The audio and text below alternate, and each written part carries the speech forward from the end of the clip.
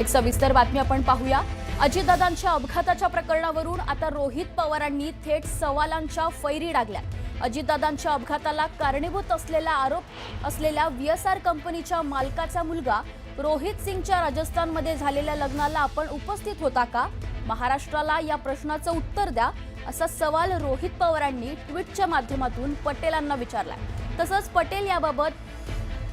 पटेलांनी याबाबत उद्या पत्रकार परिषद घेऊन स्पष्ट भूमिका मांडावी अशी अपेक्षाही व्यक्त केली आहे। रोहित पवारांनी थेट सवाल केल्यामुळे आता प्रफुल्ल पटेल काय उत्तर देणार हे पाहणं महत्त्वाचं ठरणार आहे।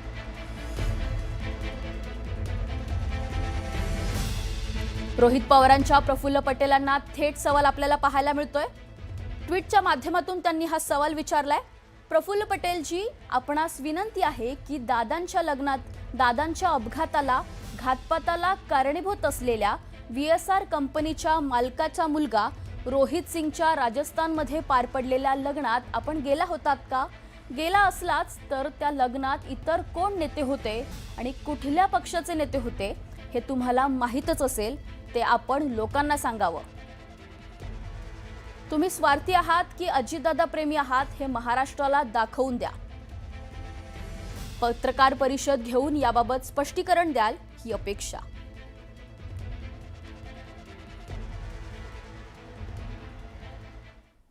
पुढची बातमी ही अजित पवारांच्या अपघातासंदर्भातली। अजित पवारांच्या विमान दुर्घटनेबाबत विविध सवाल उपस्थित करणारे आमदार रोहित पवार आक्रमक झालेत। रोहित पवार दिल्ली दौऱ्यावर असून अनेक नेत्यांच्या भेटीगाठी घेत आहेत। या भेटीनंतर त्यांनी TDPवर निशाणा साधलाय। आंध्र प्रदेशचे मुख्यमंत्री चंद्राबाबू नायडूंच्या नातेवाईकांचे VSRशी आर्थिक संबंध असल्याचा आरोप यावेळी त्यांनी केलाय। हैदराबादमध्ये VSRला आणि चंद्राबाबू नायडू यांच्या जवळच्या लोकांना एकाच दिवशी एकाच बँकेने 40 आणि 50 कोटी रुपयांचे कर्ज दिल्याचा आरोप यावेळी त्यांनी केलाय। यावेळी रोहित पवारांनी थेट केंद्रीय नागरी हवाई उड्डाण मंत्री के नायडूंच्या राजीनाम्याची मागणी केली आहे। तसंच आंध्र प्रदेशात जाऊन संपूर्ण पुराव्यानिशी बोलायला तयार असल्याचंही म्हणत त्यांनी TDP विरोधात दंड थोपटले।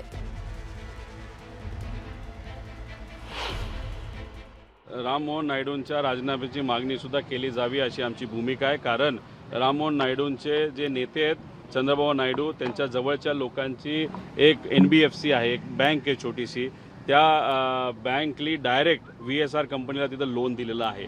मग तुमचे आर्थिक आणि व्यक्तिगत रिलेशनशिप असेल, VSR नावाच्या या कंपनीला आणि त्याच्या VK सिंग या मालकाने जुबली हिल्स म्हणजे जिथं नायडू साहेब राहतात त्या भागामध्ये तिथं एक कुठली ती प्रॉपर्टी घेतलेली आणि त्या प्रॉपर्टीला जे लोन दिलं ते एका कसूर व्यास्या बँकली त्या ठिकाणी दिलेलं आहे।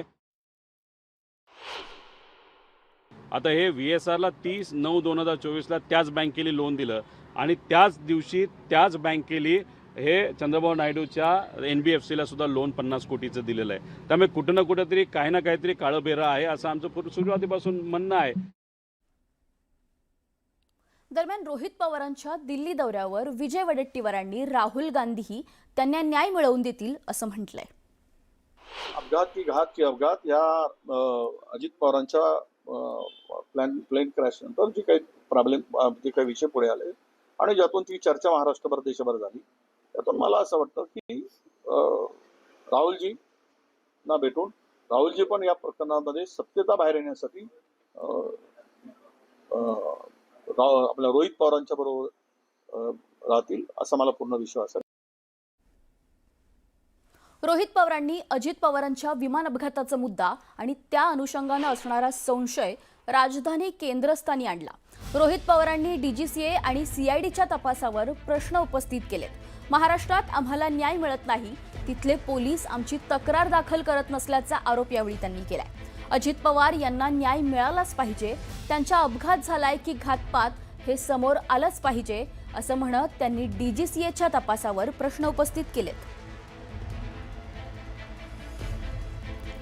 आता एकीकडे रोहित पवारांनी अजित पवारांच्या अपघाताविषयी अनेक सवाल उपस्थित केलेत, तर दुसरीकडे सुनेत्रा पवारांनी जाहीररित्या पहिल्यांदाच अजित पवारांच्या अपघातावर भाष्य केलंय। सगळे अहवाल आल्यावर यावर बोलणार असल्याचं त्यांनी म्हटलंय।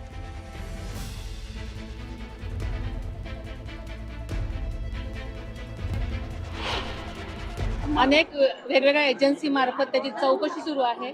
आता प्राथमिक अहवाल आलाय, तो काय संपूर्ण अहवाल नाही, त्याच्यामुळे मला असं वाटतं की सगळ्याच अहवाल आल्यानंतर आपण याच्यावरती बोलू. आता पार्थ पवारांच्या राज्यसभेच्या उमेदवारीवर सुनेत्रा पवारांनी पहिल्यांदाच जाहीर भाष्य केले. राज्यसभा हे उच्च सभागृह असल्याचं त्यांनी म्हटलंय. आई म्हणून पार्थ चांगली कामगिरी करेल असं वाटत असल्याचं वक्तव्य सुनेत्रा पवारांनी केलंय.